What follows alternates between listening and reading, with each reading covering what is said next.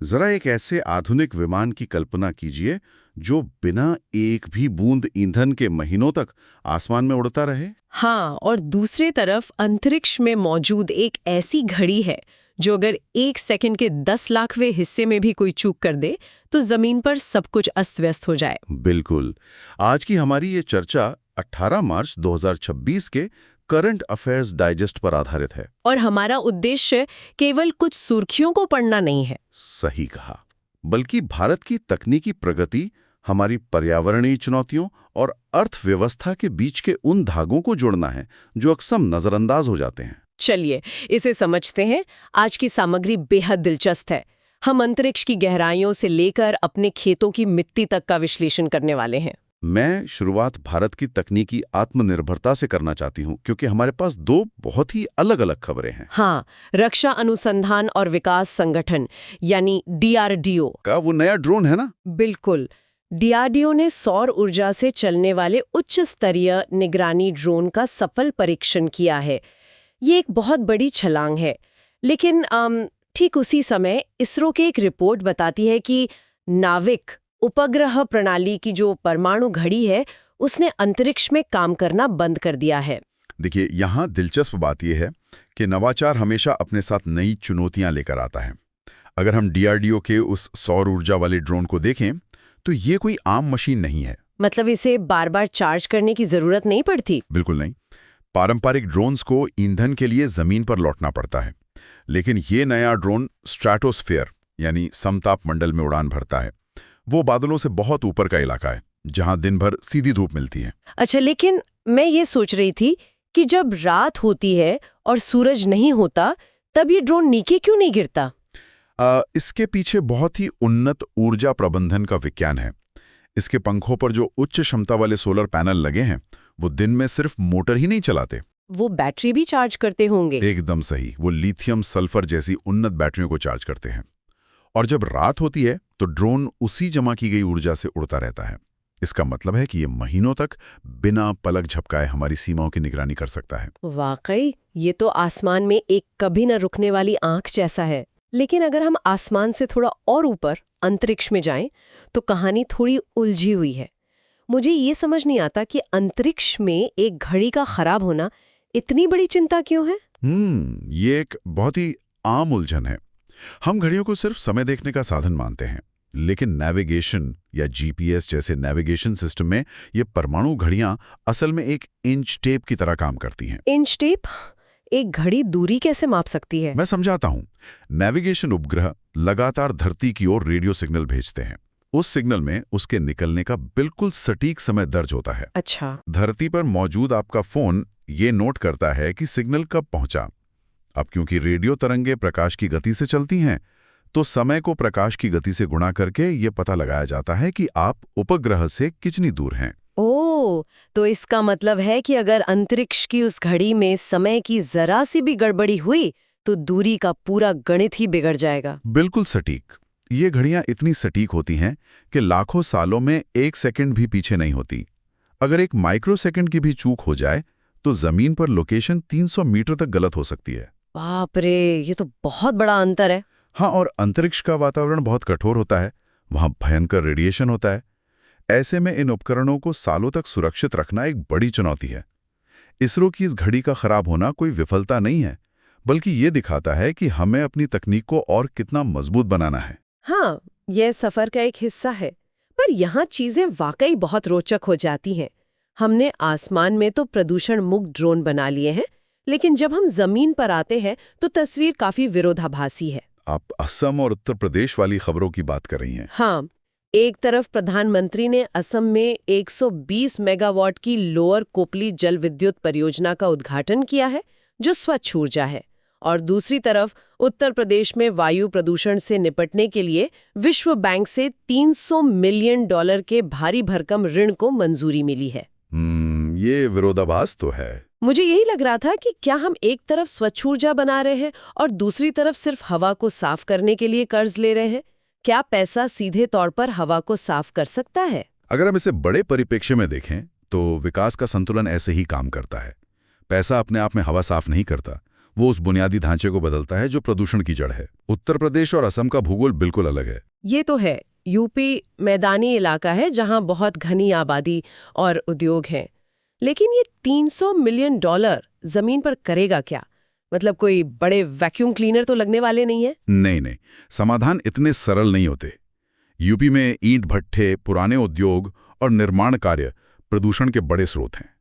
इस फंड से उद्योगों में स्क्रबर्स या आधुनिक फिल्टर लगाए जाएंगे। और शायद पराली जलाने की समस्या के लिए भी कुछ होगा? हाँ बिल्कुल, किसानों को पराली को खाद में बदलने वाली मशीनें दी जाएंगी। इसके अलावा प्रदूषण की निगरानी करने वाले सेंसर्स का एक बड़ा ग्रिड तैयार किया जाएगा। तो ये पूरी औद्योगिक प्रक्रिया को बदलने का निवेश है। लेकिन असम की उस लोअर कोपिली परियोजना के बारे में क्या? ये सुनकर अच्छा लगता है कि हम कोयले से दूर जा रहे हैं, लेकिन क्या बड़ी जल विद्युत परियोजनाएं पर्यावरण के लिए पूरी तरह सुरक्षित होती हैं? यह एक बहुत ही महत्वपूर्ण सवाल है। कोई भी ऊर्जा उत्पादन पूरी तरह हानिरहित नहीं होता। बांध बनाने से स्थानीय पारिस्थितिकी तंत्र और नदी का प्राकृतिक बहाव प्रभावित होता है। और पूर्वोत्तर भारत तो भूकंपीय क्षेत्र भी है। बिल्कुल, इसलिए अब रन ऑफ द रिवर तकनीक पर ज्यादा जोर दिया जा रहा है। इसमें बड़े जलाशय बनाने के बजाय नदी के प्राकृतिक बहाव का ही उपयोग किया जाता है ताकि नुकसान कम से कम हो। यानी हर कदम पर फायदे और नुकसान का संतुलन साधना पड़ता है। शायद इसीलिए हर साल 18 मार्च को जो वैश्विक पुनर्चक्रण दिवस यानी ग्लोबल रिसाइकलिंग डे मनाया जाता है, वो बहुत प्रासंगिक है। सही कहा। चक्रीय अर्थव्यवस्था या सर्कुलर इकोनॉमी का सिद्धांत ही यही है कि एक प्रक्रिया का कचरा दूसरी प्रक्रिया का कच्चा माल होना चाहिए। और पर्यावरण के इस बेहतरीन प्रबंधन का अंतिम लक्ष्य तो हमारी आर्थिक समृद्धि ही है। चलिए, अब हम अर्थव्यवस्था और लसद यानी लॉजिस्टिक्स की ओर चलते हैं। हमारे पास 3 बहुत ही दिलचस्प आंकड़े हैं। वो दलहन मिशन वाला आंकड़ा बहुत महत्वपूर्ण है। हाँ, केंद्रीय मंत्रिमंडल ने दलहन में आत्मनिर्भरता के लिए मिशन के तहत 11,440 करोड़ रुपए का बजट पास किया है। साथ ही असम के जीआई टैग वाले जोहा चावल की पहली खेप ब्रिटेन और इटली भेजी गई है। और इंडिया पोस्ट की नई सर्विस भी है। बिल्कुल, इंडिया पोस्ट ने अपनी नई समयबद्ध एक्सप्रेस डिलीवरी सेवा शुरू की है। मुझे लगता है कि ये पूरी तरह से एक सप्लाई चेन की तरह है। हम खेतों में आत्मनिर्भर हो रहे हैं, हमारा चावल विदेश जा रहा है और इंडिया पोस्ट खुद को अपग्रेड कर रहा है। ये एक बहुत ही सटीक विश्लेषण है। अगर हम इस 11,000 करोड़ के दलहन मिशन को गहराई से समझें तो ये केवल किसानों के लिए सब्सिडी नहीं है, ये खाद्य सुरक्षा का बड़ा हिस्सा है। मैं यही सोच रही थी कि भारत तो पहले से ही दुनिया में दालों का सबसे बड़ा उत्पादक है, फिर हमें इस मिशन की क्या जरूरत पड़ गई? देखिए, हम सबसे बड़ा उत्पादक जरूर हैं, लेकिन हम दालों के सबसे बड़े उपभोक्ता भी हैं। हमारी मांग इतनी ज्यादा है कि हमें हर साल करोड़ों डॉलर खर्च करके कनाडा या अफ्रीकी देशों से दालें आयात करनी पड़ती हैं। ओह, तो ये मिशन उस आयात को शून्य करने के लिए है? हाँ, और इसका एक पर्यावरणीय पहलू भी है।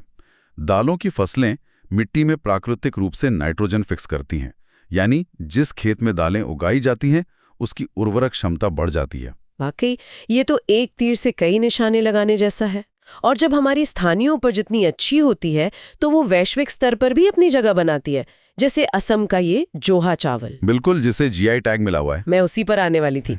बहुत से लोग जीआई टैग के बारे में सुनते हैं, लेकिन इसका असल बाजार मूल्य क्या है? क्या ये सिर्फ एक सरकारी ठप्पा है? नहीं, जीआई टैग किसी उत्पाद की वैश्विक कानूनी गारंटी है। जिसे आप फ्रांस की शैंपेन शराब की तरह समझ सकते हैं। दुनिया में कोई और स्पार्कलिंग वाइन शैंपेन नहीं कहला सकती जब तक वो उसी क्षेत्र से न हो। अच्छा, तो जोहा चावल के साथ भी ऐसा ही है? हाँ, जोहा चावल अपनी मीठी सुगंध और स्वाद के लिए जाना जाता है। जीआई टैग प्रमाणित करता है कि असली जोहा चावल केवल असम की जलवायु में ही पैदा हो सकता है। जब ये ब्रिटेन के प्रीमियम सुपरमार्केट्स में जाता है तो ये कई गुना ज्यादा कीमत पर बिकता है। यानी ये हमारे किसानों को सीधे वैश्विक प्रीमियम बाजार से जोड़ रहा है।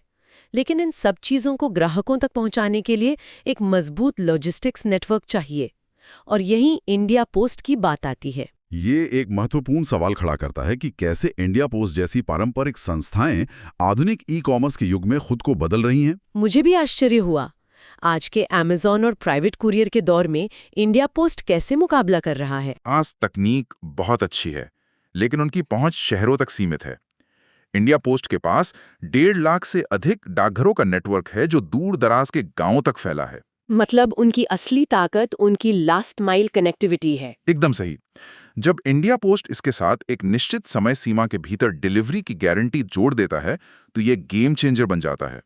अब असम का कोई किसान अपना माल तेजी से देश के किसी भी हिस्से में भेज सकता है। तो इसका असल में क्या मतलब है? हमने देखा कि देश के भीतर हमारी आत्मनिर्भरता और सप्लाई चेन कितनी मजबूत हो रही है, लेकिन आज के समय में कोई भी अलग थलग नहीं रह सकता। बिल्कुल, कूटनीति भी उतनी ही जरूरी है। हाँ, और हमारी आखिरी जानकारी इसी से जुड़ी है। महाराष्ट्र में बिम्स्टेक युवा पेशेवर कार्यक्रम का आयोजन किया गया है। बिम्स्टेक यानी बंगाल की खाड़ी के आसपास के देशों का समूह। हम अक्सर बड़े राजनेताओं के सम्मेलनों की बात करते हैं, लेकिन इन युवा पेशेवर कार्यक्रमों का कूटनीति में क्या वास्तविक प्रभाव होता है? इसे हम कूटनीति की दुनिया में सॉफ्ट पावर और ट्रैक टू डिप्लोमेसी कहते हैं। जब राष्ट्राध्यक्ष मिलते हैं तो वे उन संधियों पर हस्ताक्षर करते हैं जो पहले से तैयार होती हैं, लेकिन उन समझौतों को जमीन पर उतारने का काम यही युवा पेशेवर करते हैं। यानी जो लोग प्रशासन या व्यापार के क्षेत्र में अभी शुरुआत कर रहे हैं। हाँ, जब इन देशों के युवा इंजीनियर या अर्थशास्त्री महाराष्ट्र में एक साथ इकट्ठा होते हैं तो वे सिर्फ तकनीक साझा नहीं करते, वे आपसी विश्वास पैदा करते हैं। ये तो भविष्य की तैयारी लग रही है। बिल्कुल। आज से 20 साल बाद जब यही युवा अपने अपने देशों में नीति निर्माता बनेंगे तो वे फोन उठाकर कह सकेंगे, अरे हम तो 2026 में महाराष्ट्र में मिले थे।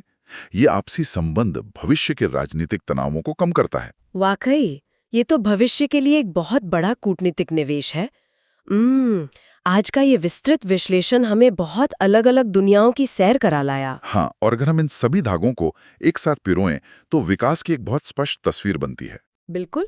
डीआरडीओ के ड्रोन और इसरो की घड़ियों से शुरू होकर असम की पनबिजली और यूपी के प्रदूषण नियंत्रण तक, और फिर हमारे दलहन मिशन से लेकर बिम्स्टेक के युवाओं तक की ये यात्रा भारत के बहुआयामी विकास को दिखाती है। ये सब अलग-अलग विषय नहीं है, बल्कि एक ही विशाल मशीन के अलग-अलग पुर्जे हैं जो एक दूसरे को चला रहे हैं। सही कहा। और इस चर्चा को खत्म करने से पहले श्रोताओं के लिए एक विचार है जिस पे वो खुद सोच सकें। वो क्या? हमने आत्मनिर्भरता के कई रूप देखे, लेकिन सोचने वाली बात यह है कि जब हमारी पारंपरिक संस्थाएं जैसे इंडिया पोस्ट और हमारी स्थानीय फसलें जैसे असम का जोहा चावल पूरी दुनिया में प्रतिस्पर्धा कर रही हैं, तो क्या आने वाले समय में लोकल ही पूरी तरह से ग्लोबल पहचान बन जाएगा? ये एक बहुत गहरा सवाल है। हाँ, क्या हम पूरी तरह आत्मनिर्भर होते हुए भी वैश्विक स्तर पर पहले से ज्यादा एक दूसरे से जुड़ रहे हैं? ये एक ऐसा विरोधाभास है जिस पर विचार किया जाना चाहिए। खैर, इसी विचार के साथ हमारा आज का ये सफर यहीं समाप्त होता है। फिर मिलेंगे कुछ और अहम जानकारियों के साथ।